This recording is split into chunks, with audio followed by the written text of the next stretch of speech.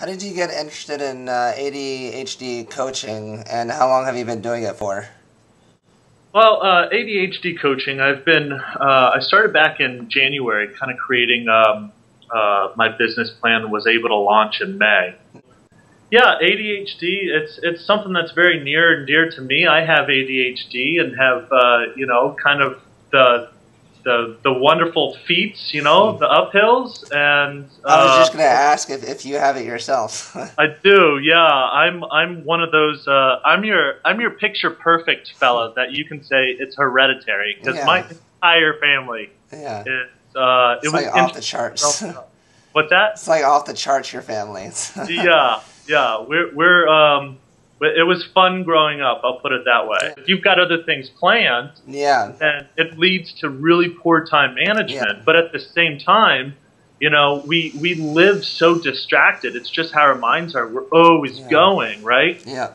But if you can take advantage of something that really captivates your attention, is interesting to you, then I believe we have the gift of hyperfocus to be able to just, like that experience of being able to, I love this and I'm going to just sit down and lose myself. I think the ability to hyperfocus there's a lot of controversy around it too. Charles Barkley says that it's a myth, but at the same time, Ned Hallowell comes by and says, well, that's how I wrote my first book. Yeah. So it's kind of one of those, hey, whether you're believing it's a myth or not, we are naturally distracted. And the flip side of the coin of naturally being distracted is also having moments where you're able to intensely focus on something. And it's whenever you're not managing it correctly that it becomes an issue. A lot of the work that I've been doing, Quinn, and on my website's blog, focuses on this idea of ADHD and leadership, and how those two where's the intersection of ADHD and leadership.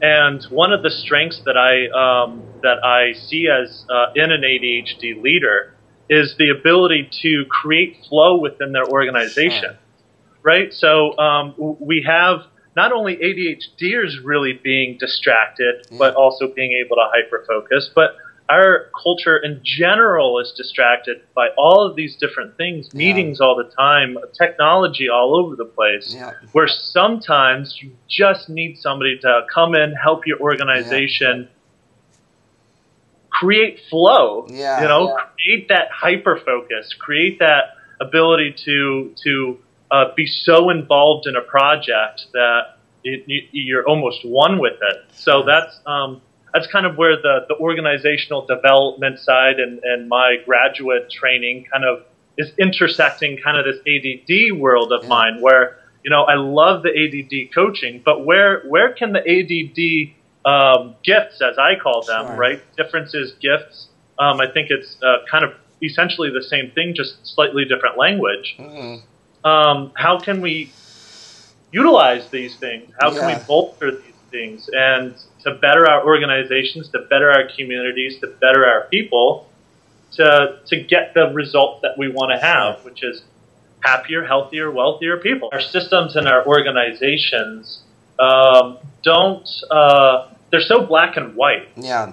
They're geared towards a certain kind of the convergent, the SATs and all of the standardized testing. It's geared towards this one type of particular way of thinking, whereas, ADHDers and the system and organizations, we're kind of the color outside of the black and white. Yeah. We're the difference makers. What has it been like working with people who have ADHD? What has it been like working with people who have ADHD? I was working with a lawyer out in Chicago that was really having an issue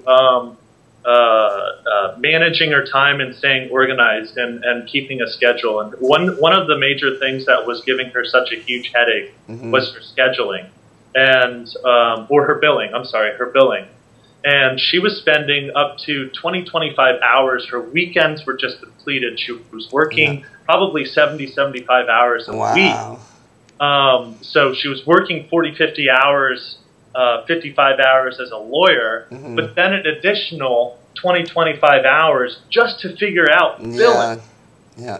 So what we did was we, through a bunch of kind of practical steps, got to the point where we were shaving off those 20 hours.